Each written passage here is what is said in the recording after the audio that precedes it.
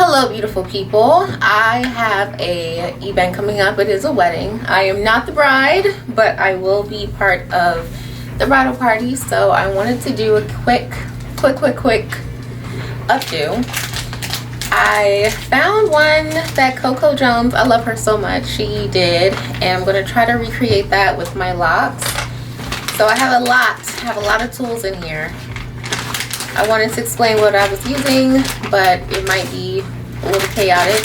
So I do have everything that I believe I will need. So of course my brush, my combs, I have my crochet tools, I have my rat tail comb, I have my pins, I have my crochet tools because I'm going to have to get some of the fuzziness out. I also have some kinky hair. This is in burgundy since my hair is a little bit more burgundy now. My hope is, and my goal, what I'm trying to do, I'm going to have like my actual locks be part of my bangs, add a little boho pieces, and then we're going to, like, you know, curl it up a little bit so it'll be cute. I am going to add the additional hair for texture, and then just, you know, try to get into my Chloe Bailey, my Halle Bailey. You know how they look beautiful. So I wanted to do that. I have somewhere to be tonight, so I'm going to try to set my hair into a way that it looks like it might be a style, even though we're trying to set it to like be ready for tomorrow. So this is part one, because the hair is going to have to set, it's going to have to get the curls in, and then I'll be able to like fully do the style. So right now we're just going to prep the hair, and then I'll hopefully have footage of what the hairstyle will actually look like.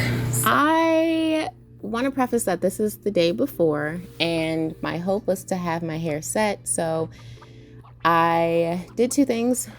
First, I wanted to prep the perimeter of my hair because I wanted the hair to lay down just a little bit better. So any locks that needed to be tightened up or interlocked, that's what I did. But I only did that in the perimeter because I have 375 locks and the wedding is the next day and nobody has time for that.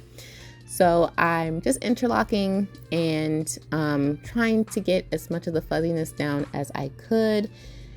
My hope was to make it look like I had a fresh like retie, but not really. So I did where I felt like you could see my locks, which is that perimeter, and then just the sides of my hair, or the like size of my locks where I will be pulling it up into that bun. So I did the perimeter, the back, and all of that.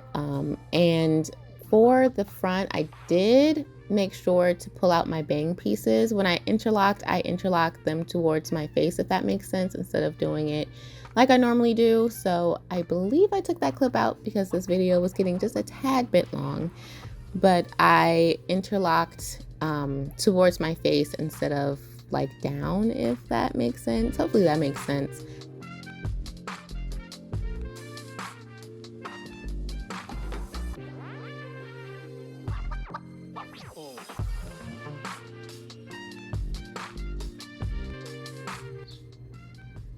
Okay, so here you can see me trying to get as much of the fuzzies in as I could. I use my latch hook to pull in any loose hairs. Use a crochet hook to like mend the hair in there and like mat it down. Okay, here we go. Here's a clip. So instead of crocheting like I normally do, I made sure to end like down towards my nose instead of across. Hopefully that makes sense. But the hope was to make sure that the bangs would lay like I wanted to.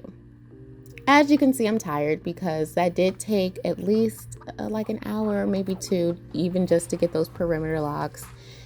So you can imagine trying to get all 375, it just would not be doable. To get the hair to lay, I used a mixture of water and then my reparative leave-in by Ion, and then some edge control. I don't know if the edge control matters. I feel like edge control works for me and not really. It has to set So my hair, I sprayed it with water first and then the leave-in, and then I used just a little bit of edge control, and that was just to get things started. I did have to go back in with the edge control just because I noticed that there was just a lot of frizziness happening, which is okay because, you know, you can set that later.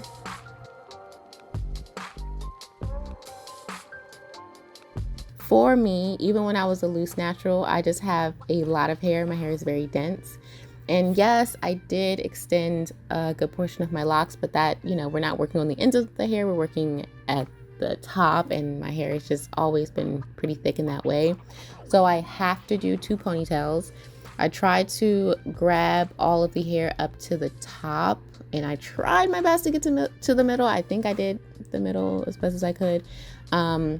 But I do 1 ponytail, getting the hair from the back, and then I do another, pulling in the hair from the front. So because it is a double ponytail, I do not make that back one super tight because, you know, that will cause a lot of tension and give me a headache.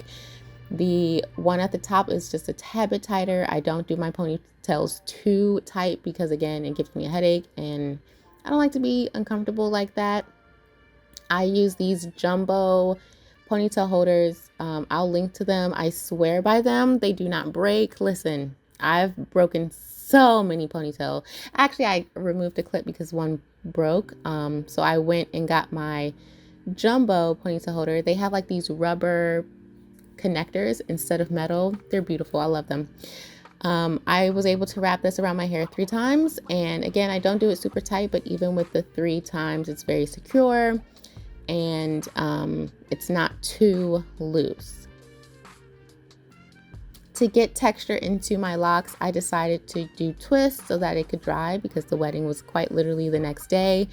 If I had more time, I probably would have done flexi rods. I do like the curl better, but the hope was just to get texture so that my locks weren't super straight when it came to doing the bun.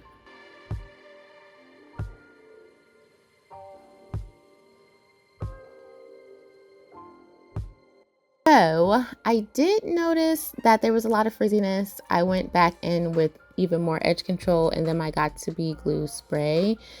So again, my hope was not to leave this style in for like weeks. I know that all that edge control and Got To Be spray can get kind of clunky and grimy, but I wanted to be cute for the wedding, so I added an extreme amount.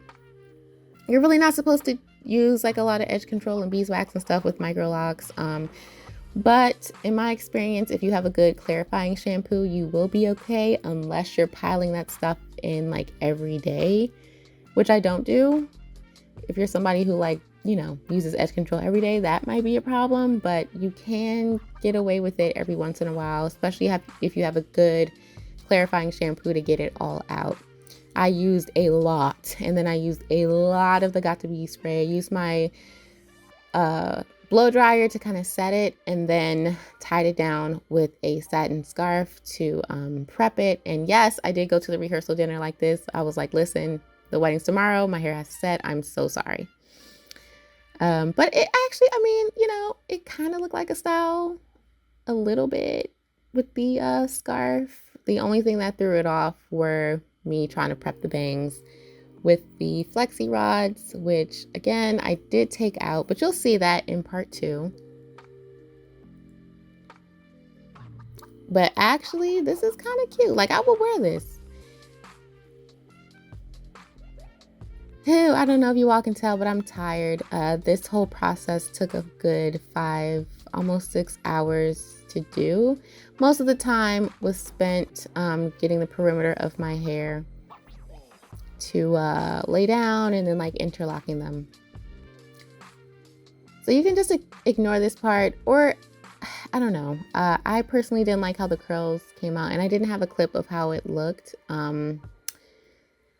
And I think it's because the goal was to have like the curls drop lower to my face, and it just didn't do that. And maybe it's because I wrapped them, like I twisted the locks before wrapping them, if you saw. And it didn't look good to me. But yes, so this is part 1. Again, this is the day before. I finished all of this before like 6 p.m. So I would not have done this the night before. I think you can if you like sit under the hooded dryer, but I didn't have time because I had to get to the rehearsal dinner. But yeah, so stay tuned for part 2 so you can see how I put the actual style together. Thanks for watching.